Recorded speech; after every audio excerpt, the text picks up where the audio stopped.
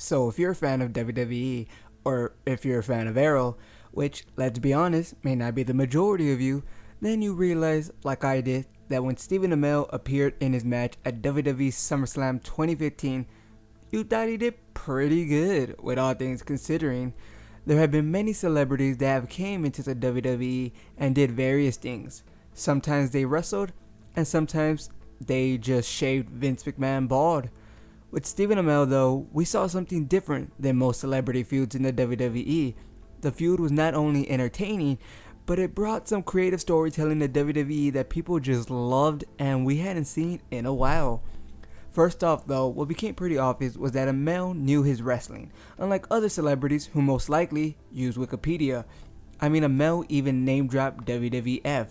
Vince doesn't even allow that. I've been a fan of WWE since it was WWF. It's been really good. Among the many posts on Amell's Facebook, which is the social media site he is most popular on and can be seen always helping charities, good guy Amell can also stay in character, or as the WWE likes to not say, Amell stays in kayfabe, especially in Twitter fights. Oh, those Twitter fights. All of you have come with us this far, and I would ask you to come just a little bit further with the green arrow. Amell has said before he's been a fan of the WWE for a long time, and that's one reason why so many people connected with Amell's performance, because he was not only an entertainer, but he was also a fan.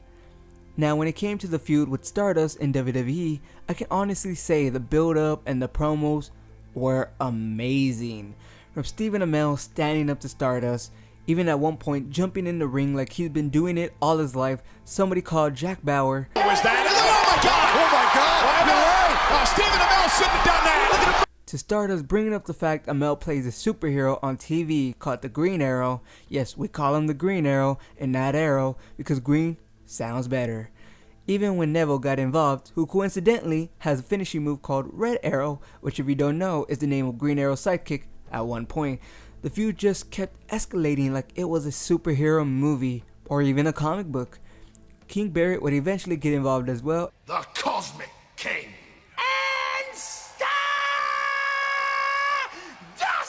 And the fan art community of both WWE and Amell got to it.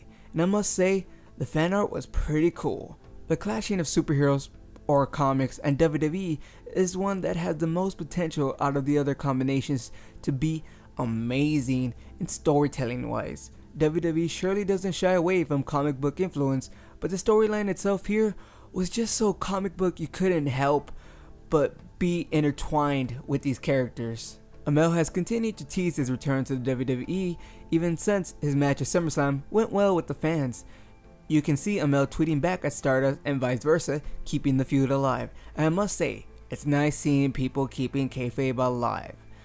Amell even took to his Facebook about the possibility of him creating a finisher and what it would be called, but you can't lie to us, Amell. We know you're not just thinking about it, we know that you're actually working on a finisher. If you need a name though, I recommend the crossbow or the emerald kick / punch / splash, something with the word emerald in it. Or if you want to go way out there and have the most creative finisher name in WWE, name it the Diggle. Get Diggle with it. Though all this is exciting, it might be a while till we see the Emerald Archer, Stephen Amell, back in the ring, because he is currently filming season 4 of Arrow, which doesn't make it impossible, it just means it might be a couple months. Though we hope it's sooner and that David Ramsey can tag along as his very own manager a la Paul Heyman, but different. I'm a Diggle guy.